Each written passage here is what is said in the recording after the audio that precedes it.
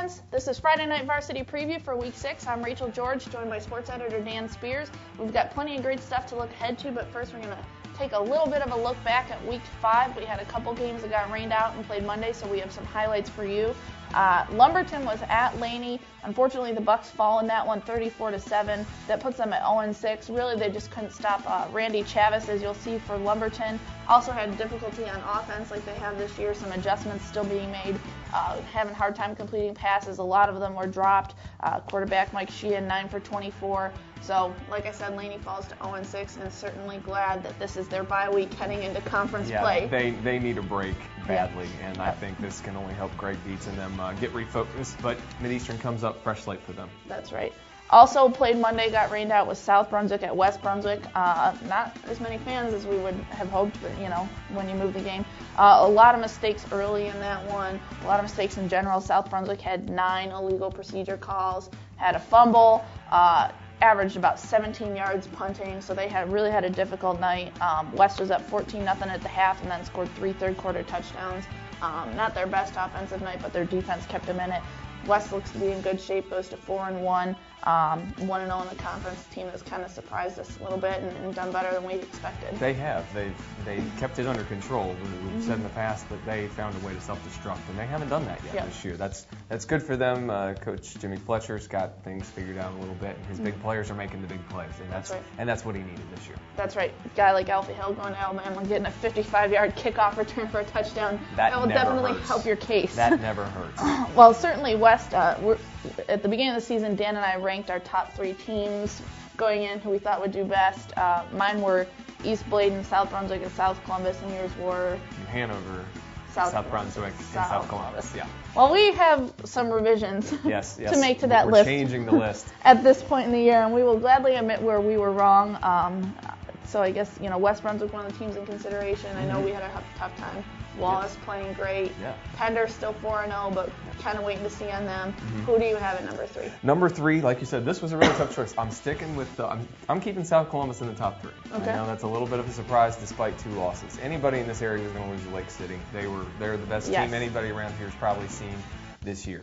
But I think they're starting to figure it out. They've got a decent schedule to start the Waccamaw. They can kind of roll into it. I think everybody's starting to get more comfortable with Coach Fonville running the offense. I expect them to still win the league in a really competitive battle. Them, East Bladen, West Brunswick, even Whiteville in there right now. But I think they're still going to come out on top in that league. Yeah, definitely still playing well. I think everyone adjusting and getting used to things under first-year coach Jake Fonville. At 3, I have your old number 3. New Hanover, the Wildcats go into the bye week before Mid-Eastern play 4-2. Their losses are to Southeast Raleigh and Richmond County. Richmond, who is ranked in the defending state champion, and Southeast Raleigh, who I keep ranking, but other poll voters don't agree. Some positive things for the Wildcats. Beat Jacksonville Northside 3-0. That's been a perennial 2A power, and that's a game that New Hanover past would have lost. I'm still not sold that they won't revert to their old ways and lose focus, lose discipline, take stupid penalties, things like that. I think the big test for them will be next week at New Bern in the conference opener.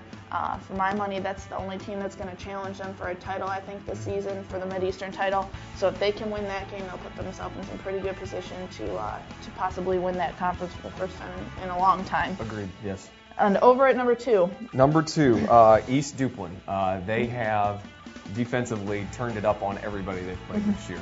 Even the one game of theirs that was close against Wallace, they still forced 3 or 4 turnovers in that game and won a shootout like 45-40 or something like that. And they've got a couple of guys that can run the ball, they can pass the ball, and they have the best name in the area, Smoke Matthews. I mean, how do you go wrong with this setup?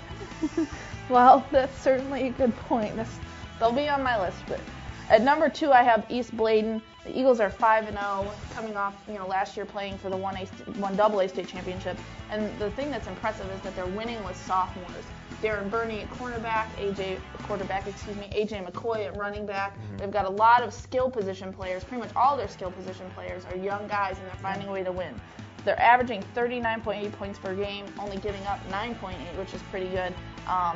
I will say they haven't probably been tested. I think they're 5-20. Their opponents are 5-22. Yeah. So this game this week against Whiteville at home, the Wolfpack 4-1, will be the toughest game they've had so far.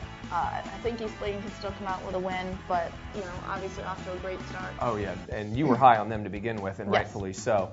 And I think that's kind of why I held back a little on them, because their schedule has been so soft, which is not what you're used to seeing with East Bladen. I mean, even James Keenan has struggled a little bit, and that was their one big game that they wanted to test themselves with. So, like you said, they play Whiteville this week, which is really surprised, beating a good 4A team at Lumberton, and went to Lumberton at once. So I think this will be, after this week, I think people will really see what East Bladen's got. That's right.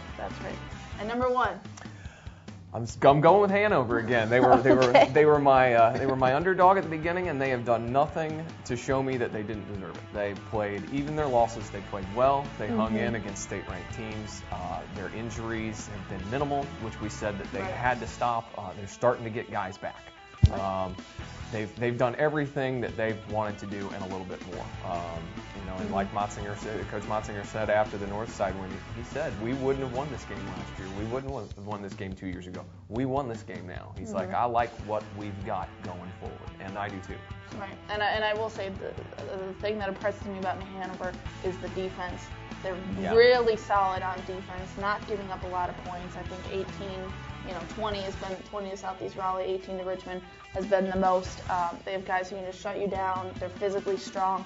They can keep that unit healthy and let the offense kind of come along a little bit more.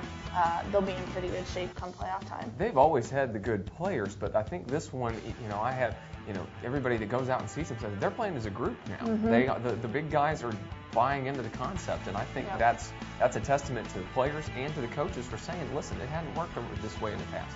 Try it this way, and everybody's buying it right now. Yep. Well, at number 1, I have the Panthers, East Duplin, 5-0, and you mentioned the defense doing so well, and the only close game they've had is Wallace, which was 41-34. But you want to talk about defense? The offense has been putting up points in scads. The first game scored 70, the second game scored 68 against, albeit not so great opponents, but averaging 50 points a game. And a lot of those points are coming in the first half of the games when they call in and give us their box scores on Friday night. They're scoring 42 points and a half. They're just running them over from the get-go right now. Yeah. So definitely, they've got a little experience. The East Central doesn't look to be as tough as it has been in the past this year, especially with Northside being a little bit down. So that's definitely, their conference to try to win. We'll see. I guess we'll come back in another 5 weeks and tell you how smart or not smart we were. Well, let's hope we're smarter this time. Yes, I hope so, although I don't know. We'll see. Well, let's take a look at the other games on the schedule for this week. As we mentioned, Whiteville is at East Bladen. East Duplin takes that perfect record on the road to Northside. It'll be probably the toughest game they've had yet. Wake Christian is at Harrell's. Topsail goes on the road to face winless Clinton. Yeah, winless Clinton, which doesn't sound right in any universe I've ever been in. That'll be an interesting game for Topsail. If they can win this one, that could shove them into the top half of that conference, which would be a big surprise and a good effort for Brian Davis and his team. Jacksonville is at South Central. A pretty good tri-county game that we're keeping an eye on. Pender at James Keenan. Rose is the only Mid-Eastern team not off. The Rampants will be at Rocky Mount. West Brunswick, another county rivalry game this week, goes to North Brunswick. South Brunswick returns home where the Cougars will play West Bladen. South Columbus is home against West Columbus in a non-conference game. That'll be an interesting game, I think. West Columbus has really overshot its expectations. They beat West Bladen and came back from a big deficit to beat West Bladen. They're considering the turmoil that they had to go through at the start of the season. They've already got 3 wins. That's a big improvement for them. Yep. Trask is on the road at Union. I think we've all been a little surprised by Trask, how well they've been doing 1-3 of the past 4. Walsers Hill is home against Hopton, another team that's been doing pretty well this season. Yeah, this will be a good look for Wallace here. I think if they can handle them, it'll really turn that Tri-County Conference into a 3-team shootout at that point. That's right. And rounding out the schedule, West Carteret is at White Oak. Well, that's it for us this week. Be sure to check back on Saturday morning as we have all the highlights from Friday night's game. But for Dan Spears and myself, Rachel George, this has been Friday Night Varsity Preview on StarNewsOnline.com.